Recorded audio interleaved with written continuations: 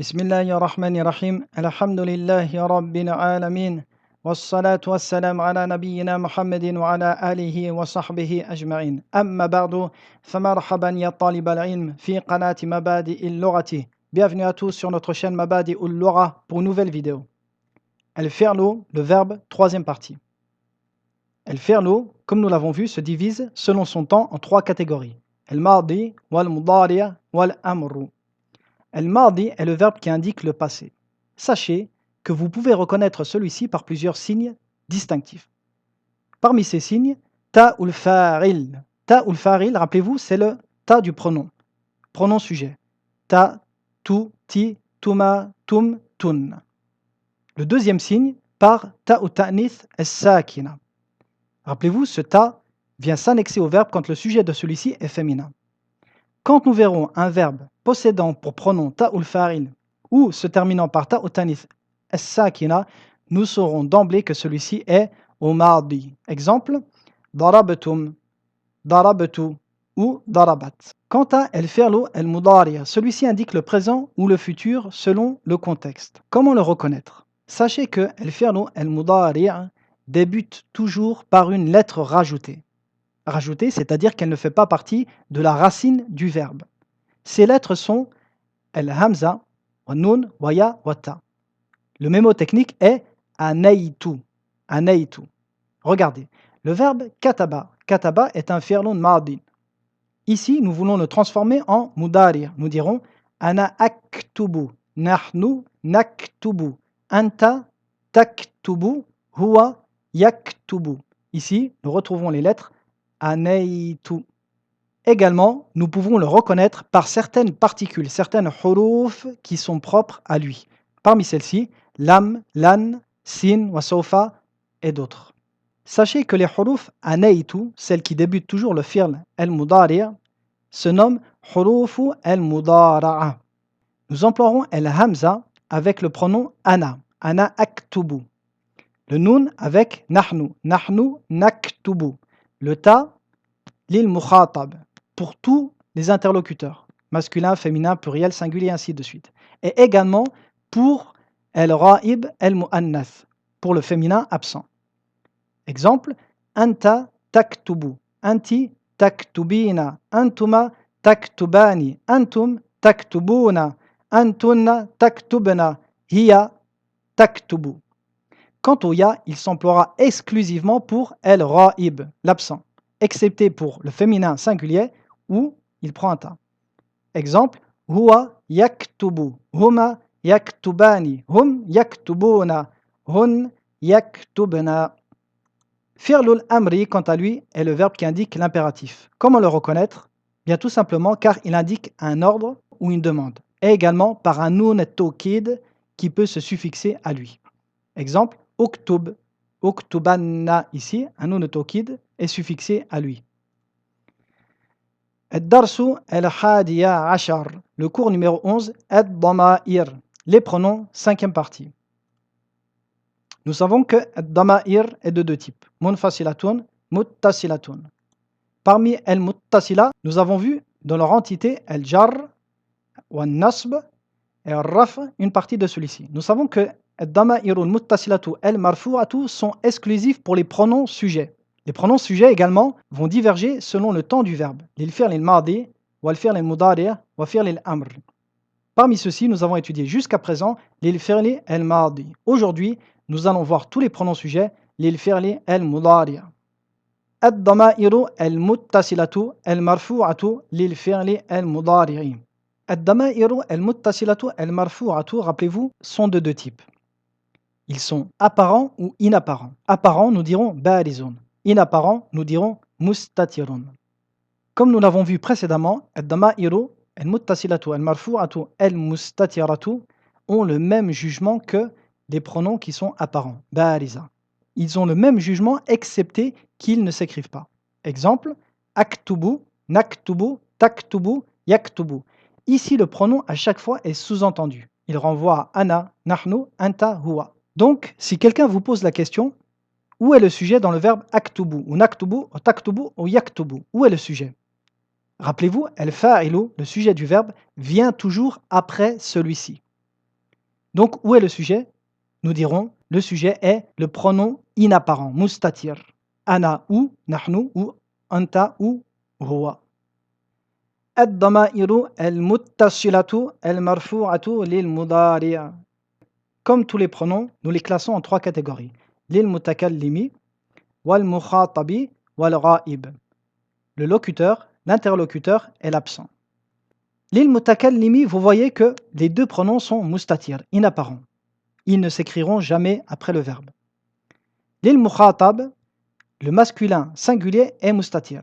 Quant au féminin singulier, il y a au duel alif, au pluriel masculin waw et au pluriel féminin na. Lil-ghaib, le féminin et le masculin, les deux sont mustatir. Le duel est alif, le pluriel masculin est waw, le pluriel féminin est na. Ici, nous constatons que les pronoms, que ce soit pour el-ghaib ou el-mukhatab, sont les mêmes. Alif, waw, nun. Voici un tableau de conjugaison des verbes au mardi et au mudari avec tous les pronoms. Ana katabtu, ana aktubu, nahnu katabna, nahnu naktubu, anta katabta, anta taktubu. Ici, dans ces trois verbes, le sujet du verbe el-fa'ilu est un damir mustatir, un pronom inapparent. Anti katabti, anti taktubina.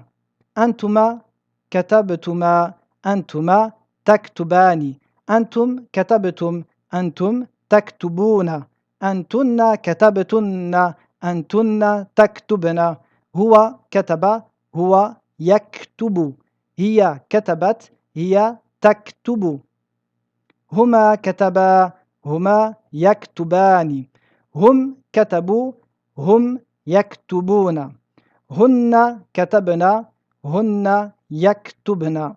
Si nous voulons comparer les pronoms entre le al-mardi ou al-mudari', nous verrons que le nun pour le féminin pluriel, le waw pour le masculin pluriel et le alif pour le duel sont les mêmes pronoms.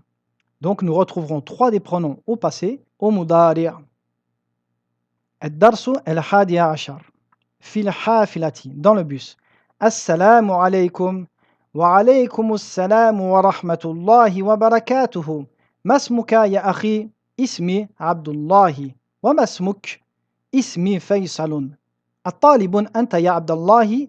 نعم. أين تدرس يا أخي؟ أدرس بجامعة الرياض.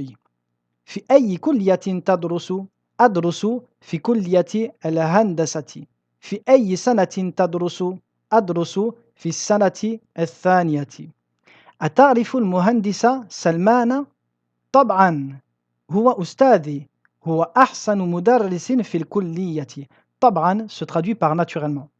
من هؤلاء الفتية الذين معك؟ كأنهم إخوتك. نعم هؤلاء إخوتي لي 4 إخوة و3 أخوات. أين يدرس هؤلاء؟ أما إخوتي فكلهم يدرسون بالجامعة. عيسى هو أكبر مني يدرس في كلية الطب. وإبراهيم يدرس في كلية التجارة. وإسحاق يدرس في كلية الآداب. وإسماعيل يدرس في كلية العلوم. وهؤلاء الثلاثة أصغر مني. أما الأخوات فيدرسن في المدرسة المتوسطة. زينب تدرس في السنة الأولى وسلمى تدرس في السنة الثانية وليلى تدرس في السنة الثالثة. فيصل في أي مدرسة تدرس أخواتك؟ يدرسن في مدرسة خالد بن الوليد للبنات بمكة. أين تسكنون أنتم؟ إخوتي يسكنون في مهاجر الجامعة. أما أنا فأسكن مع قريب لي. أمتزوج أنت يا عبد الله؟ لا لست بمتزوج. ما عنوانك؟ Quelle est ton adresse? العنوان c'est l'adresse. هذه بطاقتي فيها عنواني. البطاقة c'est une carte. أشكرك يا أخي أنا مسرور بلقائك. أنا سأنزل في المحطة القادمة. القادمة suivante. المحطة la station, dans la station suivante. في أمان الله وإلى اللقاء. في أمان الله peut se traduire par qu'Allah te préserve. هذا الباب لدخول يا أخي النزول من هناك. تمارين exercice. أجب عن الأسئلة الآتية. Réponds aux questions suivantes en te basant sur le texte. Deuxièmement, صحح ما يلي. Corrige les phrases suivantes par rapport au texte. Troisièmement, أجب عن الأسئلة الآتية. وهذه الأسئلة ليست مبنية على الدرس الحادي عشر. Ici, réponds aux questions suivantes sans te baser sur le texte. Réponds de ton propre chef. تأمل الأمثلة ثم ضع في الفراغ فيما يلي المضارع من الفعل ذهب بعد إسناده إلى الضمير. عبد الله يدرس بجامعة الرياض وإخوته أيضا يدرسون بجامعة الرياض وأخواته يدرسن في المدرسة المتوسطة. زينب تدرس في السنة الأولى. Ici, écrit dans les espaces vides, le verbe ذهب conjugué au مضارع avec le bon pronom. أبي يذهب إلى السوق كل صباح.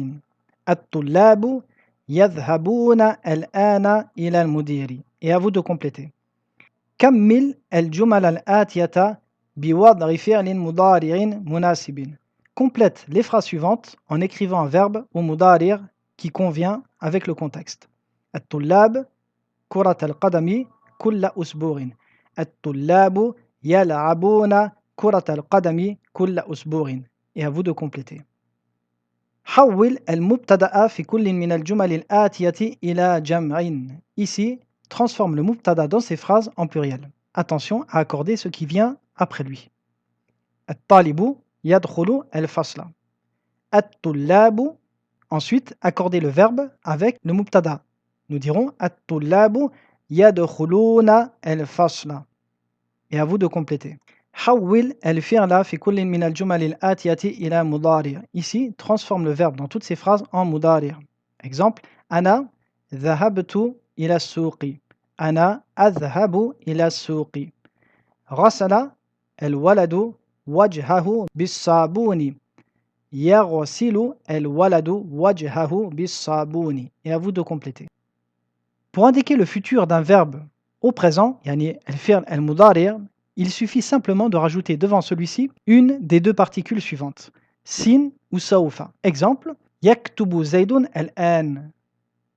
Le temps du verbe dans cette phrase est au présent. Nous voulons exprimer le futur. Nous allons simplement rajouter devant lui un sin. Nous dirons سيكتب زيد غدا.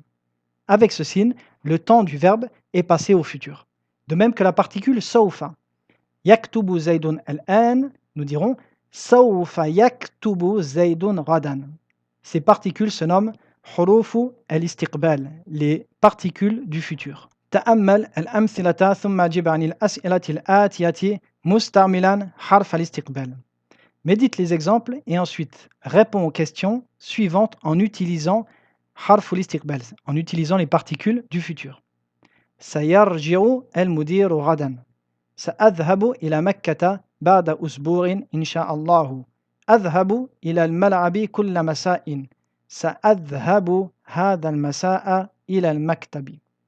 متى يرجع أبوك من بغداد يا علي؟ سيرجع بعد أسبوع.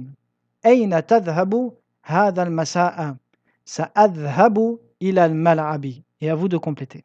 Pensez à chaque fois à utiliser la particule sin devant le verbe, qui indique le futur. الكلمات الجديدة, le vocabulaire nouveau. طبعا se traduit par naturellement. Amma est une particule que nous verrons par la suite. Retenez que nous l'utilisons de cette manière. Amma العربية فادرسها. عنوان est une adresse. Son pluriel est عناوين. ما عنوان بيتك? Quelle est ton adresse? بطاقة est une carte. Son pluriel بطاقات. هذه بطاقاتي الشخصية. Ceci est ma carte d'identité. أمان, c'est la sécurité. قادم, c'est le prochain ou la prochaine. قادمة. Son pluriel, selon le qualifié, peut être au جمع المذكر السالم ou جمع المؤنث السالم. محطة, une station, une gare. محطات est son pluriel. مساء, c'est la fin de journée ou la soirée. Son pluriel est أمسية. جاء زيد في المساء. رسالة, une lettre. رسائل. قرأ زيد رسالة صديقه. حلاق, un coiffeur. Parmi les verbes, nous avons vu darasa, yadrusu, udrus, darsan, étudier. Sakana, yaskunu, uskun, sukunan, habiter. Shakara, yashkuru, ushkur, shukran, remercier. Nazala, yanzilu, inzil, nuzulan, descendre. Les expressions nouvelles, nous avons vu le mot tab'an. Ils ne sont pas de cette manière. Quand vous voulez confirmer une phrase ou une information, nous dirons tab'an, bien évidemment, naturellement. Quant à amma s'emploie constamment avec le fa. Vous emploierez amma suivi d'un mot et le fa. Nous le traduirons par quant à cette chose. Alors, exemple, amma al-Qur'ana fahfadhu. Amma sadiqaka fazurhu. Amma zaydun fahuwa fil bayti. Dans le texte, nous avons vu l'expression lastu bi kada. Je ne suis pas. Nous dirons lastu bi faransiyi. Je ne suis pas français. Lastu bi kaslana. Je ne suis pas paresseux. Et voici la leçon d'aujourd'hui qui s'achève. Je vous dis à très bientôt pour une prochaine vidéo. Wa sallallahu ala nabiyyina Muhammadin wa ala alihi wa sahbihi wa sallam.